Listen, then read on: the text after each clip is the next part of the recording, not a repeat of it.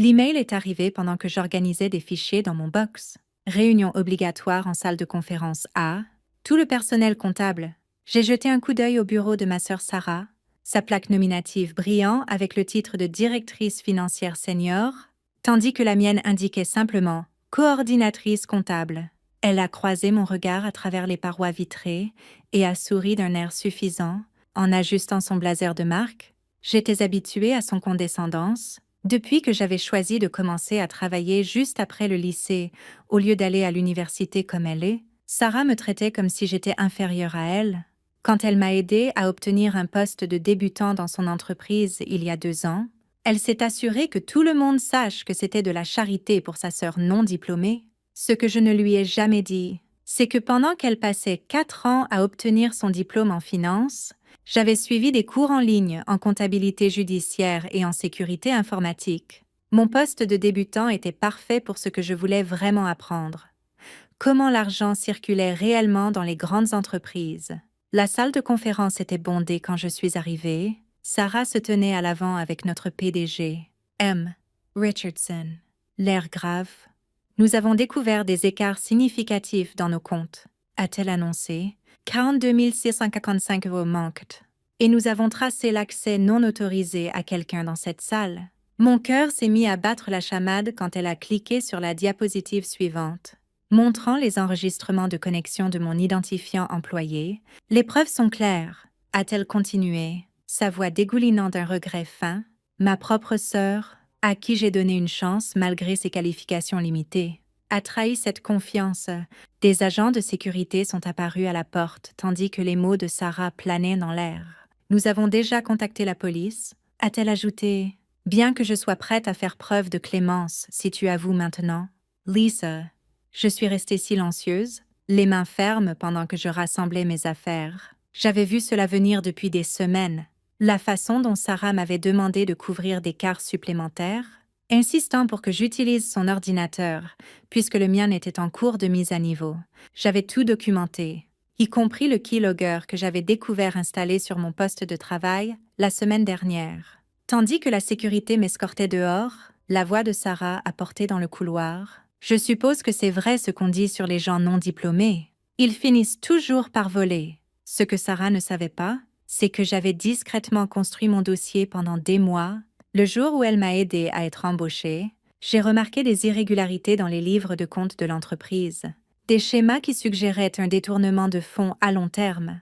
J'avais commencé à tout suivre, observant comment de petits écarts se transformaient en plus grands, tous menant à une seule source. Ma sœur parfaite est diplômée. J'ai passé cette soirée dans mon appartement, non pas à pleurer comme Sarah s'y attendait probablement, mais à organiser mes preuves. Le keylogger qu'elle avait planté avait été un jeu d'enfant à détecter et à documenter. Je l'avais laissé en place, curieuse de voir son prochain coup. Bien sûr, elle l'avait utilisé pour me faire porter le chapeau pour des transferts qu'elle effectuait depuis des années. Mon téléphone a sonné vers minuit, un numéro que je ne connaissais pas. Mademoiselle Lisa Thompson, c'est Charles Richardson. La voix du PDG était différente de son attitude au bureau, plus tranchante, plus concentrée. J'ai vu quelque chose d'intéressant sur nos caméras de sécurité aujourd'hui. Quelque chose concernant votre sœur, installant un logiciel sur votre ordinateur la semaine dernière. Seriez-vous prête à me rencontrer demain matin? J'ai souri, pensant au dossier de preuves sur mon disque chiffré. Bien sûr, Monsieur Richardson. J'ai aussi des choses que vous pourriez vouloir voir. Le lendemain matin, je suis arrivée dans un petit café loin du bureau. M. Richardson était déjà là, accompagné d'une femme qu'il m'a présentée comme Deanna Chen, de la sécurité d'entreprise.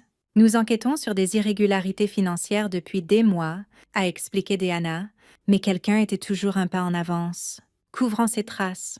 Jusqu'à votre arrivée, j'ai sorti mon ordinateur portable. Il y a 2 ans, Sarah m'a aidée à être embauchée parce qu'elle avait besoin d'un identifiant employé propre pour des transferts plus importants. Elle détournait de petites sommes depuis des années, mais elle devenait gourmande. Elle ne pensait pas que sa sœur non diplômée remarquerait les schémas. Les yeux de Deanna se sont écarquillés tandis que je les guidais à travers ma documentation. Des années de transferts suspects, tous techniquement autorisés, mais juste assez irréguliers pour alerter si l'on savait où regarder. Le dossier impeccable de Sarah l'avait protégée des audits superficiels, mais elle était devenue négligente une fois qu'elle pensait m'avoir comme bouc émissaire. La police enquête déjà, a dit M. Richardson calmement, mais nous avions besoin de cela. Preuve de préméditation. Documentation de ses méthodes. Les images de la caméra cachée la montrant installer ce keylogger étaient accablantes. Mais cela... A-t-il fait un geste vers mes preuves soigneusement organisées? Cela montre tout le schéma. J'ai hoché la tête et joué ma carte finale. Il y a autre chose que vous devriez voir. J'ai affiché des enregistrements de schémas identiques chez les 2 précédents employeurs de Sarah, des montants plus petits, mais les mêmes méthodes. Je pense que vous découvrirez qu'elle fait cela depuis un bon moment. Mon téléphone a vibré avec un message de Sarah. J'espère que tu es contente de vivre des allocations chômage. Personne n'embauchera une voleuse. Je l'ai montré à M. Richardson, qui a réellement ri. Elle n'a toujours pas idée, n'est-ce pas? Ma sœur a toujours supposé que sans diplôme universitaire, j'étais stupide. Je lui ai répondu. Elle n'a jamais pris la peine de vérifier ce que j'apprenais vraiment toutes ces années. Cet après-midi-là, Sarah a été arrêtée à son bureau. J'ai regardé depuis le bureau de M. Richardson tandis qu'elle était escortée dehors, hurlant sur des erreurs et la loyauté familiale. Son blazer de marque ne semblait plus si impressionnant avec des menottes comme accessoire. Les preuves étaient accablantes. Le keylogger qu'elle avait installé avait capturé ses propres identifiants de connexion, qu'elle avait utilisés pour effectuer des transferts sous mon nom. Les caméras cachées la montraient accédant à mon ordinateur après les heures de bureau, et ma documentation fournissait le schéma historique qui transformait un simple cas de fraude en une série de crimes tout au long de sa carrière. Tandis que Sarah était emmenée, j'ai reçu un autre message, cette fois de notre mère. « Comment as-tu pu faire cela à ta sœur? Elle t'a donné un emploi quand personne d'autre ne l'aurait fait. » Je n'ai pas répondu. Ils ne m'ont jamais cru de toute façon.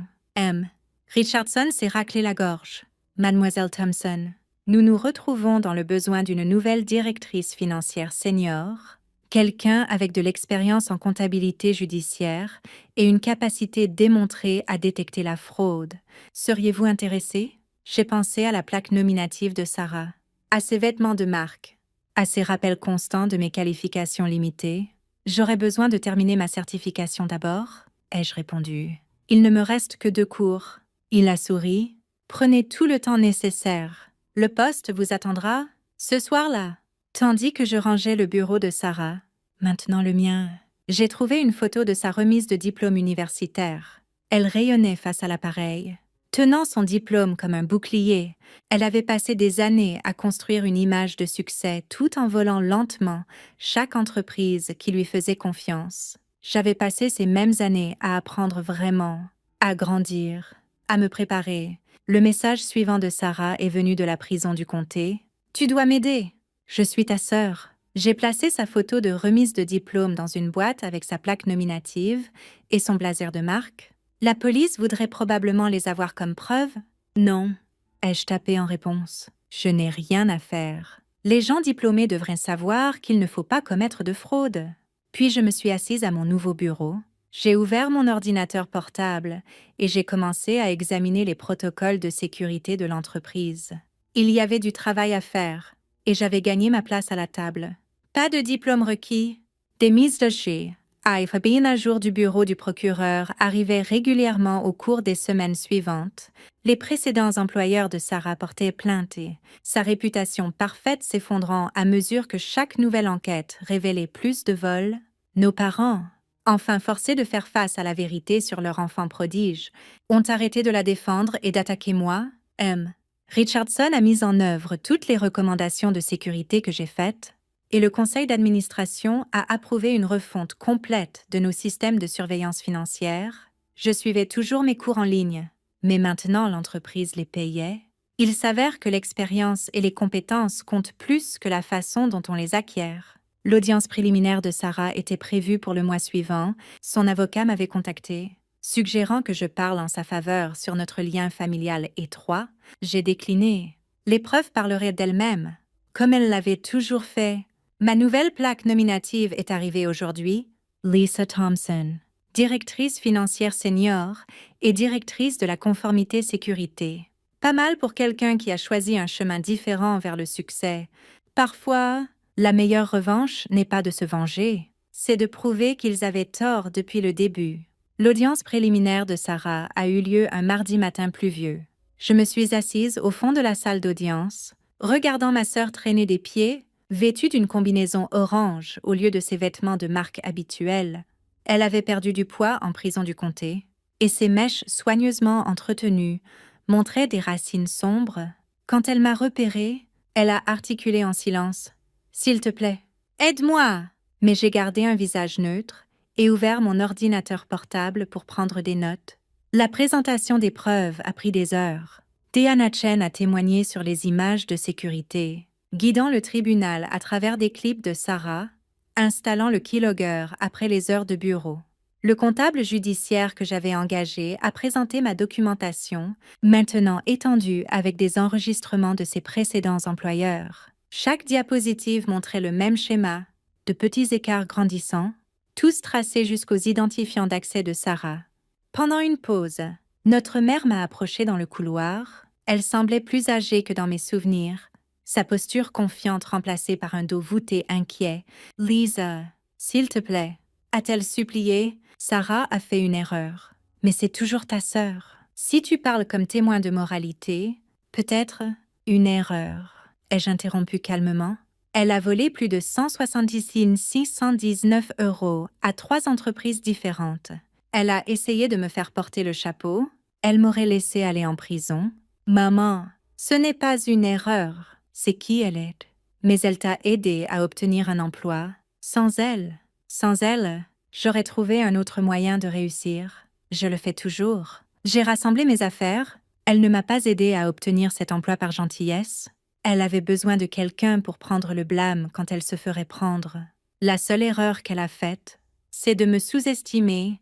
De retour dans la salle d'audience, l'avocat de Sarah a essayé d'argumenter que son caractère exemplaire précédent devrait être pris en compte. Le procureur a contre-attaqué en diffusant l'audio des images de sécurité de Sarah, se moquant de mon éducation, tout en me piégeant pour prendre le blâme. L'expression du juge s'est durcie à chaque enregistrement. « Votre honneur », a tenté l'avocat de Sarah. La sœur de ma cliente occupe maintenant un poste senior dans l'entreprise. Cela démontre sûrement l'engagement de la famille à... Mademoiselle Thompson a gagné ce poste en découvrant les crimes de votre cliente, a interrompu le procureur. Les mêmes crimes que mademoiselle Sarah Thompson a essayé d'attribuer à sa sœur, parce qu'elle supposait que personne ne croirait quelqu'un sans diplôme universitaire. Sarah s'est effondrée visiblement à cela, voyant enfin à quel point son plan avait complètement échoué. L'audience préliminaire s'est terminée avec son affaire renvoyée en jugement, la caution refusée en raison du risque de fuite.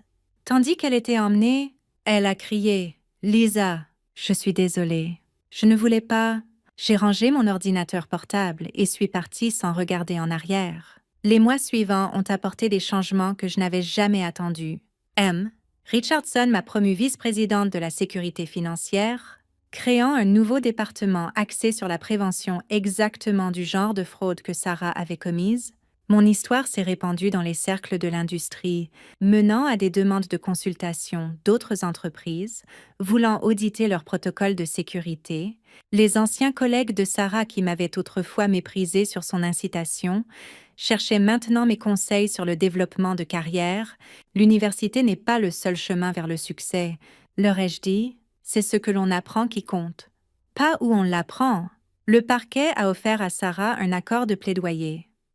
15 ans avec possibilité de liberté conditionnelle après 7. En échange d'une confession complète, elle l'a accepté, probablement en espérant maintenir un certain contrôle sur le récit, mais sa confession a révélé plus que ce que nous savions.